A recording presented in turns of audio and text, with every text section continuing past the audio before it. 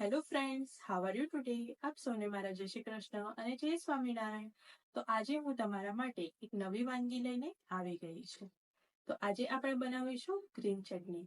આ ગ્રીન ચટણીને તમે 1 મહિના માટે ફ્રીઝરમાં ફ્રોઝ કરીને સ્ટોર પણ કરી શકો છો અને તેનો મન ફાવે ત્યારે ઉપયોગ પણ કરી શકો છો. તો ચલો ગ્રીન ચટણી બનાવવાની શરૂઆત કરીએ. કોથમીરની ચટણી બનાવવા માટે મેં સૌપ્રથમ અહીંયા 1 છોડી કોથમીરને બરાબર વોશ કરીને લઈ લીધેલી છે.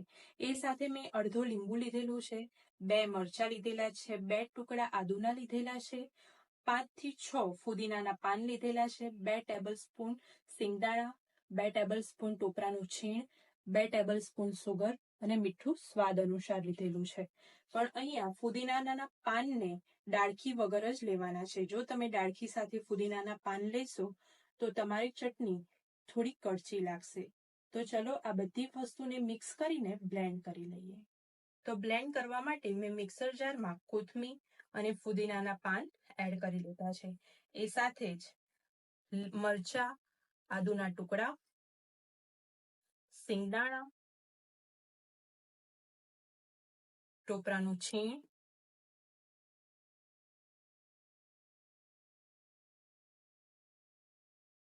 સુગર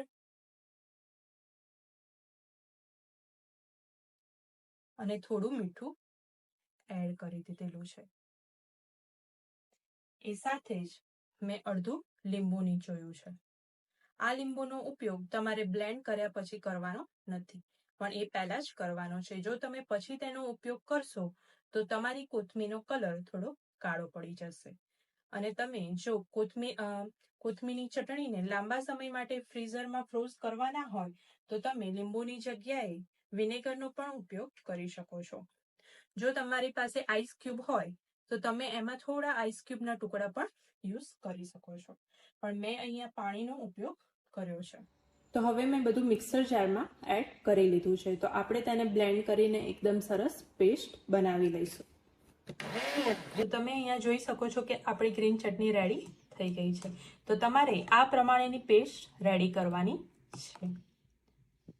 જો તમે આ ચટણી કોઈ તીખું વસ્તુ બનાવવા માટે ઉપયોગમાં કરતા હોય, જેમ કે વડાપાઉં બનતે, તો તમારે એમાં સુગર એડ કરવાની નથી, જેથી આપણી ચટણી થોડી સ્પાઇસી રેડી થાય.